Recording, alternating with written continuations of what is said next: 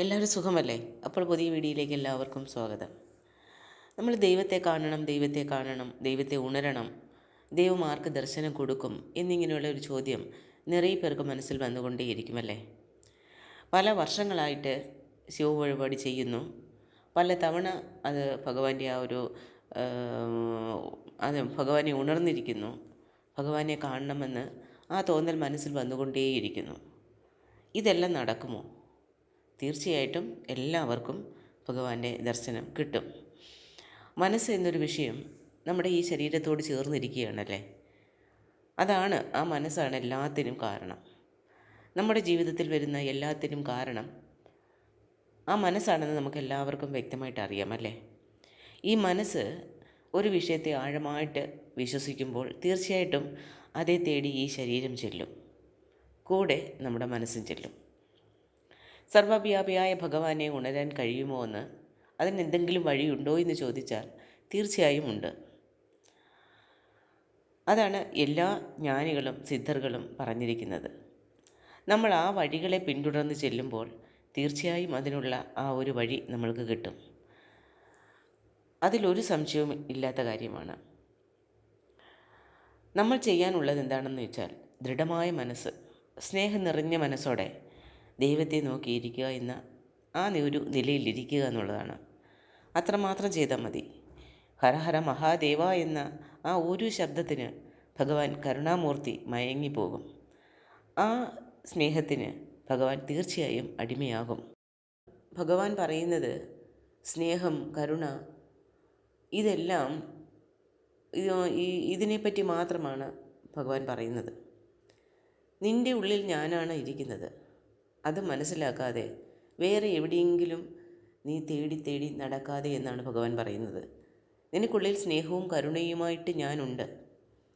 അതിനെ നീ ഉണർത്തിയെടുക്കുന്നില്ല. സഹജീവജാലങ്ങളെ സ്നേഹിക്കാൻ ആരംഭിക്കുന്നു. അപ്പോഴൊക്കെ ഞാൻ നിൻ്റെ ഉള്ളിൽ ഇരിക്കുന്നു എന്നാണ് അർത്ഥമാക്കേണ്ടത്. നിൻ്റെ മനസ്സിൽ ഞാനാണ് ഉള്ളത് എന്ന് ഭഗവാൻ തെളിവായി പറയുകയാണ്. ഓരോ സന്ദർഭങ്ങളും നമ്മുടെ മുന്നിൽ കൊടുത്തിട്ട് കഷ്ടപ്പെടുന്ന ഒരാളെ നമ്മുടെ മുന്നിൽ കാണിക്കുന്നു, വിശക്കുന്ന ഒരാളെ നമ്മുടെ മുന്നിൽ കാണിക്കുന്നു, നല്ലൊരു വസ്ത്രം ധരിക്കാനില്ലാത്ത ഒരാളെ നമ്മുടെ മുന്നിൽ കാണിക്കുന്നു. അപ്പോഴൊക്കെ നമ്മൾക്ക് ആ ഒരു കരുണ എന്ന ഒരു വികാരം നമ്മുടെ മനസ്സിലുണ്ടാകുന്നുണ്ടോ? ആ കരുണ എന്നൊരു വികാരം നിങ്ങളുടെ മനസ്സിലുണ്ടാകുന്നുവെങ്കിൽ നിങ്ങളുടെ ഉള്ളിൽ ഞാനാണ് ഇരിക്കുന്നത് എന്നാണ് ഭഗവാൻ പറയുന്നത്. അപ്പോൾ നമ്മൾ ചെയ്യാനുള്ളത് വിട്ടുകൊടുക്കാത്ത മനസ്സോടെ, അതായത് എങ്ങനെയാണെന്നാൽ ജീവിതത്തിൽ മറ്റു വിഷയങ്ങൾക്ക് വേണ്ടി അത് വേണം ഇത് വേണമെന്ന് നമ്മൾ പറയാറില്ലേ? അങ്ങനെയല്ല. ഒരു ചലനം കൂടിയില്ലാതെ, ഒരു സെക്കൻഡ് കൂടി മാറാതെ എൻ്റെ അച്ഛനെ ഞാൻ കാണണം, എൻ്റെ ഭഗവാനെ ഞാൻ ഉണരണം, അങ്ങനെ ഒരു വിചാരം നിങ്ങളുടെ മനസ്സിൽ ആഴമായിട്ടിരിക്കുമ്പോൾ തീർച്ചയായിട്ടും ഭഗവാൻ അതിനുള്ള ഒരു വഴിയെ തുറന്നു തരും.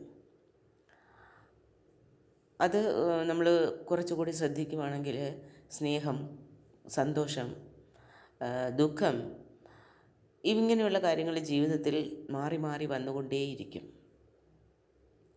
അപ്പോൾ ആ സാഹചര്യങ്ങളിലൊക്കെ നമ്മളതെങ്ങനെ മറികടക്കുന്നു, അത് എങ്ങനെ കാണുന്നു. അപ്പോൾ ഈശ്വരനെ ഉണരണമെന്ന് നമ്മൾ മനസ്സുകൊണ്ട് വിചാരിക്കുമ്പോഴേ അതിനുള്ള സന്ദർഭങ്ങളെല്ലാം ദൈവം നമ്മുടെ കൺമുന്നിൽ തന്നുകൊണ്ടിരിക്കുകയാണ്. പക്ഷെ നമ്മളതൊന്നും കാണുന്നില്ല. കാണാതെ നമ്മൾ മറ്റെന്തൊക്കെയോ തേടി നടക്കുകയാണ്. വേറെ എവിടേക്കോ നമ്മൾ ഈശ്വരനെ തേടുകയാണ്. പിന്നെ കുറേ പേര് പറയും, എനിക്ക് ഞാൻ അനുഭവിക്കുന്ന ജീവിതത്തിലെ കഷ്ടങ്ങൾ പോലെ ഈ ലോകത്തിൽ ആരും ഒരു കഷ്ടങ്ങൾ അനുഭവിക്കുന്നില്ല എന്ന്. പക്ഷേ നമ്മൾക്ക് മാത്രമാണോ കഷ്ടം? എല്ലാ ജീവരാശികൾക്കും കഷ്ടങ്ങളുണ്ട്. അതും കഷ്ടങ്ങളാണ് അനുഭവിക്കുന്നത്. നമ്മൾ വീട്ടിൽ വളർത്തുന്ന ആട്, കോഴി, പശു, മാട്, എരുമ, താറാവ്, ഇതിനെയൊക്കെ വളർത്തുന്നവരില്ലേ? അതിനൊന്നും കഷ്ടമില്ലേ? ചിന്തിച്ചാൽ അതിനെല്ലാം കഷ്ടങ്ങൾ കൊടുക്കുന്നത് നമ്മൾ മനുഷ്യരാണ്. നമ്മൾ കാരണമാണ് അതുങ്ങൾക്ക് കഷ്ടം വരുന്നത്. ചിന്തിച്ചു നോക്ക്. ആഹാരം എന്നൊരു വിഷയം, നമ്മൾക്ക് ഭക്ഷണം കഴിക്കാൻ, അതായത് ഉണ്ണാൻ പല വിഷയങ്ങൾ ഈ ഭൂമിയിൽ ഉണ്ടെങ്കിലും അതിനെല്ലാം മാറ്റിക്കൊണ്ട് ഒരു ഉയിരിനെ ഇല്ലാതാക്കി ആ മാംസത്തെ നമ്മുടെ ഭക്ഷണം ആക്കാനാണ് നമ്മുടെ മനസ്സിലുള്ള ആശ.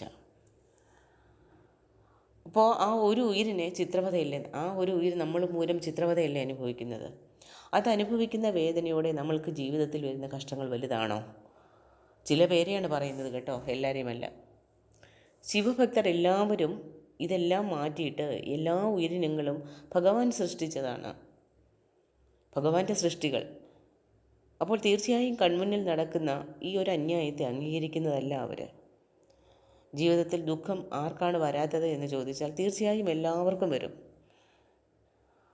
എല്ലാവർക്കും ദുരിതങ്ങൾ വരും.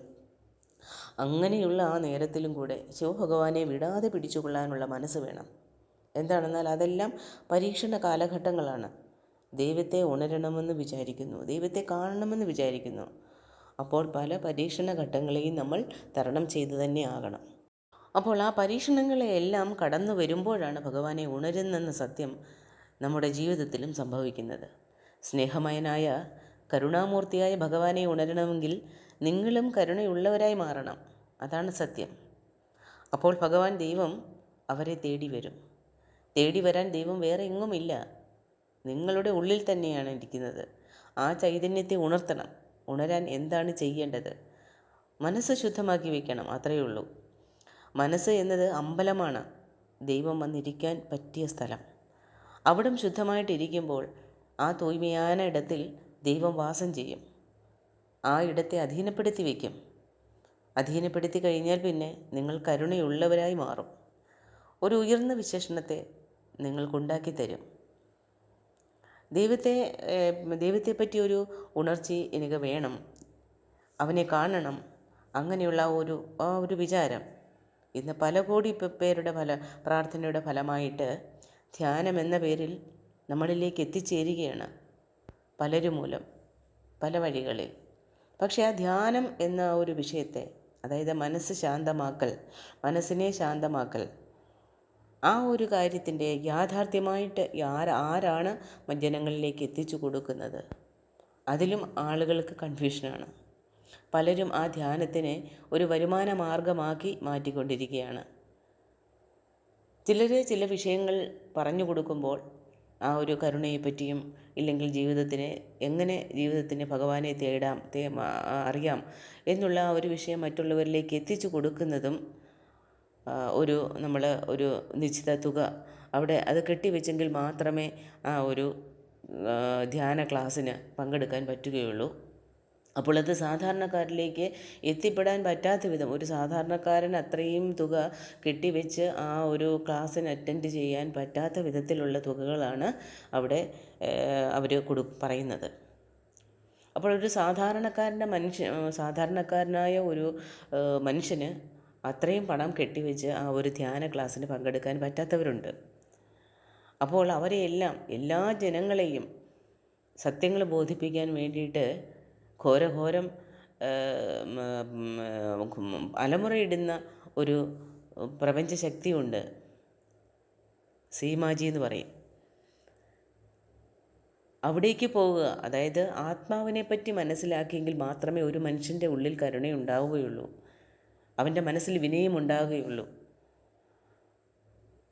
നിൻ്റെ ജീവിതത്തെപ്പറ്റി നീ തീർച്ചയായിട്ടും വ്യക്തമായ ഒരു കാഴ്ചപ്പാടിലേക്ക് വരുമ്പോഴാണ് ആ ദൈവം എന്ന ശക്തി എവിടെയാണ് ഇരിക്കുന്നത്, ദൈവം ആരാണ്, ദൈവം എവിടെയാണ് എന്നുള്ള ആ ഒരു പൂർണ്ണമായ ഒരു ബോധത്തിലേക്ക് നിങ്ങൾ വരികയുള്ളൂ. ആത്മാവിനെ മനസ്സിലാക്കുക.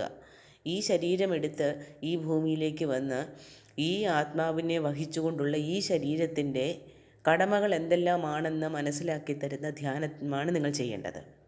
ആ ധ്യാനം പറഞ്ഞു കൊടുക്കുന്നത് ഒരേ ഒരു വ്യക്തിയേ ഉള്ളൂ, VMC മലയാളം മെഡിറ്റേഷൻ ചാനലിലെ സീമാജി. ആ ഒരു പുണ്യാത്മാവ് പകർന്നു കൊടുക്കുന്ന അറിവുകൾ ചില്ലറയല്ല. എൻ്റെ ജീവിതത്തിൽ ഞാൻ ആ ധ്യാനം എടുത്ത് അല്ലെങ്കിൽ ധ്യാനത്തിൽ പങ്കെടുത്ത് ആ ഒരു പുണ്യാത്മാവിൻ്റെ സംസാരം കേട്ട് എൻ്റെ ജീവിതത്തിൽ ഞാനത് എൻ്റെ ജീവിതത്തിൽ അപ്ലൈ ചെയ്തതുകൊണ്ടാണ് എനിക്ക് ഇന്ന് എൻ്റെ ആത്മാവിനെ എനിക്ക് തിരിച്ചറിയാൻ പറ്റിയതും നിങ്ങളോട് എൻ്റെ ശിവഭഗവാനെ പറ്റി ഇത്രത്തോളം നിങ്ങളോട് ഞാൻ ആഴമായിട്ട് പറയാൻ എനിക്ക് പറ്റുന്നത്. അതേപോലെ ഓരോരുത്തരും അവരുടെ ആത്മാവിൻ്റെ ഡ്യൂട്ടി എന്താണെന്ന് മനസ്സിലാക്കുക. അത് മനസ്സിലാക്കി അതിനനുസരിച്ച് നിങ്ങളുടെ വീടുകളിൽ നിങ്ങളത് പ്രവർത്തിക്കുമ്പോൾ മാത്രമാണ് നിങ്ങളുടെ എല്ലാ പ്രശ്നങ്ങൾക്കകത്തുനിന്നും നിങ്ങൾ വെളിയിൽ വരാൻ പറ്റുകയുള്ളൂ. അത് മനസ്സിലേക്ക് കൊടുക്കാൻ വേണ്ടിയിട്ടാണ് ഈ പ്രപഞ്ചം ഈ പ്രപഞ്ചശക്തി സീമാജിയിലൂടെ ഘോരഘോരം സംസാരിച്ചു കൊണ്ടിരിക്കുന്നത്, അലമുറയിട്ട് സംസാരിച്ചു കൊണ്ടിരിക്കുന്നത്, എല്ലാവരിലേക്കും എത്തിച്ചു കൊടുക്കുന്നത്. നമ്മളിലുള്ള ആത്മാവിനെ നമ്മൾ തേടി ആ ആത്മാവിന് വേണ്ട കാര്യങ്ങളെല്ലാം ചെയ്യുമ്പോൾ മാത്രമാണ് ഒരു ദൈവ സാന്നിധ്യം നമ്മുടെ ജീവിതത്തിൽ ഉണ്ടാവുകയുള്ളൂ. അപ്പോൾ എല്ലാവരും ധ്യാനം എന്ന് പറഞ്ഞ ആ ഒരു വിഷയം, അതായത് ഫീസ് കൊടുക്കാതെ 1 രൂപ പോലും സീമാജി ആ ഒരു നല്ല നല്ല കാര്യങ്ങൾ, എത്ര നല്ല കാര്യങ്ങൾ, ഒരു ജീവിതത്തെ മാറ്റിയെടുക്കുകയാണ് അവിടെ ചെയ്യുന്നത്. എത്രയോ പേരുടെ ജീവിതങ്ങൾ മാറി, ഞാൻ ഉൾപ്പെടെ. അപ്പോൾ അങ്ങനെ ആ ഒരു വിഷയം പറഞ്ഞു കൊടുക്കുന്ന അവിടേക്ക് നിങ്ങൾക്കുള്ള ആ ഒരു സ്വാതന്ത്ര്യത്തിൻ്റെ വാതിൽ തുറന്നു തരികയാണ് ഈ പ്രപഞ്ചം. ഇതിപ്പോൾ ഈ വീഡിയോ മൂലം നിങ്ങളുടെ കാതുകളിൽ ഇതെത്തുന്നുണ്ടെങ്കിൽ തീർച്ചയായിട്ടും നിങ്ങൾ പോകുക, ആ ചാനലിലേക്ക് പോകുക. അവിടെ പോയി സീമാജിയുടെ എല്ലാ പ്രഭാഷണങ്ങളും കേട്ട് കഴിയുമ്പോൾ തീർച്ചയായിട്ടും നിങ്ങളുടെ ആത്മാവിനെ നിങ്ങൾ തിരിച്ചറിയും. അവിടെ നിങ്ങൾക്ക് ഈശ്വരനെ ഉണരാൻ പറ്റും. നിങ്ങളിൽ എന്താണ് നിക്ഷിപ്തമായിരിക്കുന്നത്, നിങ്ങളിൽ എന്ത് കർമ്മമാണ് നിങ്ങളിൽ വന്നിരിക്കുന്നതെന്നുള്ളത് മനസ്സിലാക്കി കഴിയുമ്പോൾ അതിനനുസരിച്ച് നിങ്ങൾ പ്രവർത്തിച്ച് കഴിയുമ്പോൾ നിങ്ങളവിടെ ഈശ്വര സാന്നിധ്യം പൂർണ്ണമായിട്ടും അറിഞ്ഞു. നിങ്ങളുടെ ആ ഒരു ആത്മാവിൻ്റെയും ഈശ്വരനെയും തമ്മിലുള്ള കണക്ഷൻ നിങ്ങൾക്ക് മനസ്സിലാകും. എത്രയെത്ര രൂപങ്ങളിൽ ഭഗവാൻ ഈ ഭൂമിയിൽ, അതിലും പ്രത്യേകിച്ച് ഈ ഭാരതഭൂമിയിൽ എത്രയെത്ര പേരാണ് തപസ് ചെയ്തും ധ്യാനം ചെയ്തും ഭഗവാനെ തേടിക്കൊണ്ടിരിക്കുന്നത്. എല്ലാത്തിനും ഒരു കാലഘട്ടമുണ്ട്, ഒരു കണക്കുണ്ട്. ഏത് കാലഘട്ടത്തിൽ എന്ത് നടക്കണമെന്ന് സർവേശ്വരൻ തീരുമാനിച്ചിരിക്കുന്നോ ആ കാലഘട്ടത്തിൽ എല്ലാ സംഭവങ്ങളും ഈ പ്രപഞ്ചത്തിൽ നടക്കും. പ്രത്യേകിച്ച് നമ്മുടെ ഈ ഭാരതഭൂമിയിൽ നടക്കും. പല പേരുടെ ശ്രമം കൊണ്ട്, പല ശിവഭക്തരുടെ വഴിപാട് കാരണം, പല ശിവഭക്തരുടെ തപശക്തി കൊണ്ട് ഭഗവാന്റെ തിരുമേനി ഈ ഭൂമിയിൽ കാണിച്ചു കൊണ്ടിരിക്കുകയാണ്. പലയിടത്തിലും മണ്ണ് തോണ്ടി പല നിർമ്മാണ പ്രവർത്തനങ്ങൾ ചെയ്യുന്നതിൻ്റെ ഇടയിൽ എത്രയെത്ര ശിവലിംഗങ്ങളാണ് കണ്ടുപിടിക്കുന്നത്. മണ്ണിനടിയിൽ ആണ്ടുകിടക്കുന്ന എത്രയെത്ര ശിവലിംഗങ്ങളാണ് ഇപ്പോൾ കണ്ടുപിടിച്ചു കൊണ്ടിരിക്കുന്നത്. ചിലർക്ക് അതിനൊരു അവസരം കിട്ടിയിരിക്കുന്നെന്ന് പറഞ്ഞാൽ അത് വലിയ ഒരു വിഷയമാണ്. അതുപോലെ നമ്മുടെ മനസ്സ് ഒരു ഘട്ടത്തിൽ ഭഗവാനെ കണ്ടേ തീരൂ, ഭഗവാനെ ഉണർന്നേ തീരൂ എന്ന് ആ ഒരു കടുംപിടുത്തത്തിൻ്റെ ഒടുവിൽ ദൈവത്തിനോട് ഭക്തി കാണിക്കുമ്പോൾ, ആ സ്നേഹം കാണിക്കുമ്പോൾ തീർച്ചയായിട്ടും നമ്മൾ എന്ത് വിചാരിക്കുന്നോ അത് നടന്നിരിക്കും. മനസ്സ് ശുദ്ധമായിരുന്നാൽ മാത്രം മതി. മനസ്സ് ശുദ്ധമെന്നാൽ എന്താണെന്ന് ആദ്യം മനസ്സിലാക്കണം. മനസ്സിൽ അസൂയയില്ല, വഞ്ചനയില്ല, ഒരുത്തർ നശിച്ചു പോകണമെന്ന് ആഗ്രഹമില്ല. ഇതുപോലെ അങ്ങനെ വിചാരിച്ചാലേ അതൊരു കേവലമായ ബുദ്ധിയാണ്. എല്ലാവരുമേ നല്ലതായിട്ടിരിക്കണം, എല്ലാമേ ശിവഭഗവാനായിട്ടിരിക്കണം, എല്ലാവരിലും ശിവാംശമാണ് ഇരിക്കുന്നത് എന്ന് വിചാരിക്കണം.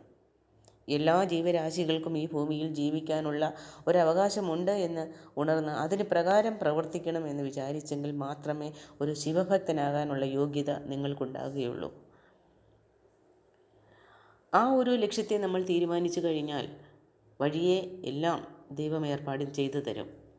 ദൈവത്തെ ഉണരുന്നെന്നുള്ള ലക്ഷ്യം, ആ ലക്ഷ്യത്തെ നോക്കി നമ്മൾ പോകുമ്പോൾ അതിനുള്ള ഒരു തുടക്കം നിങ്ങളുടെ ഭാഗത്തുണ്ടായാൽ മാത്രം മതി. ദൈവം അതിനുള്ള വഴിയെ ഏർപ്പെടുത്തി തരും. അതിന് യാതൊരു സംശയവുമില്ല. ഈശ്വരൻ നിങ്ങളെ തേടി എത്തിയിരിക്കും, പല രൂപത്തിൽ, പല ഭാവത്തിൽ. അതെല്ലാം മനസ്സിലാക്കി എടുക്കണമെന്നുണ്ടെങ്കിൽ നിങ്ങളുടെ ഈ അലഞ്ഞു നടക്കുന്ന ഈ മനസ്സിനെ പിടിച്ച് ഒരിടത്ത് കെട്ടണം. മനസ്സിനെ ശാന്തമാക്കണം. ശാന്തമായ പ്രതലത്തിൽ മാത്രമേ വ്യക്തതയുണ്ടാവുകയുള്ളൂ, വ്യക്തമായ ദൃശ്യമുണ്ടാവുകയുള്ളൂ. അതിനാണ് എല്ലാവരും ശ്രമിക്കേണ്ടത്. അപ്പോൾ ഈശ്വരൻ എന്നൊരു ചൈതന്യത്തെ നമ്മുടെ മനസ്സിലിരിക്കുന്ന കരുണയും ദയയും സ്നേഹവും എല്ലാമായിട്ട് വെളിപ്പെടുത്തുക, പുറത്തേക്ക് കാണിക്കുക. ഒരു സ്വാർത്ഥതയുമില്ലാതെ, ഒരു സ്വാർത്ഥ ലക്ഷ്യങ്ങളുമില്ലാതെ. നന്ദി, നമസ്കാരം. അടുത്ത വീഡിയോയിൽ കാണാം.